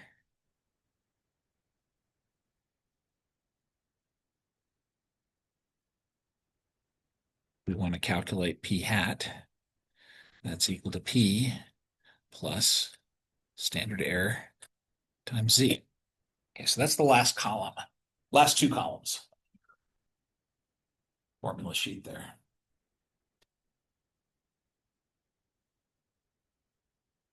I think so the individual for the standard deviation. Yeah, there actually isn't a formula Okay. for that.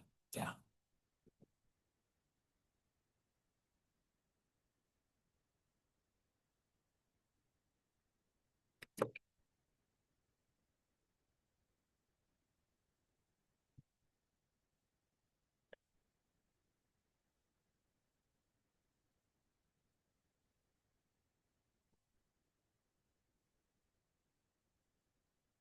Okay, we'll do some more problems involving the proportion stuff here when we come back on Thursday. We'll be finishing this up here, and then there's basically another section that just does a lot more practice of these things. So we'll be making use of those formulas on that sheet there, and you'll be solving a lot of interesting problems, which will be a good segue into calculating confidence intervals, which are coming up. So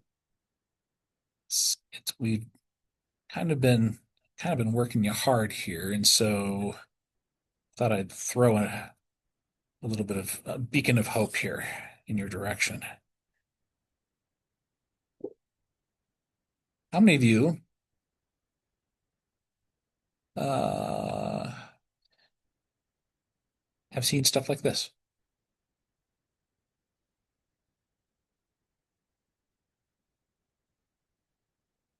Polling information?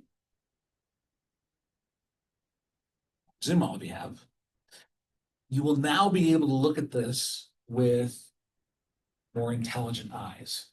We're not there yet, but we're getting to the point where you're going to be able to take a look here at this thing right here. MOE, that's margin of error, plus or minus 4%. Okay, that gives us an understanding of just how accurate we think those samples, that sampling is. So, for example, if the margin of error here is plus or minus 4%, then we really don't know. These two things aren't far apart enough for us to be able to say with some certainty that these two are very, very different, or that Mark Kelly is winning over Martha McSally. Okay. Once we get to this point here, then yeah, they're separated enough that we can make that call. That looks like Mark Kelly's winning. Okay, and you can actually see them here too. These little confidence intervals up and down like this. These things are everywhere in science and politics. Those two places. See them everywhere. So we're getting to the point where you're going to be able to generate those and describe what the margin of error is of a given experiment. Okay, so that's coming probably Thursday. I'm going to start doing that. Questions? We good? Hmm. Yeah. Big thing is just understand the standard error and to be able to calculate it not only for a mean, but for a proportion. Those two things for today. All righty. Let me see where we're at course-wise here, and then I'll let everybody go here since I'm a little late, So we're not as it gonna turns have out. bingo on Thursday. Um, no, I've actually pushed it to Tuesday. Oh.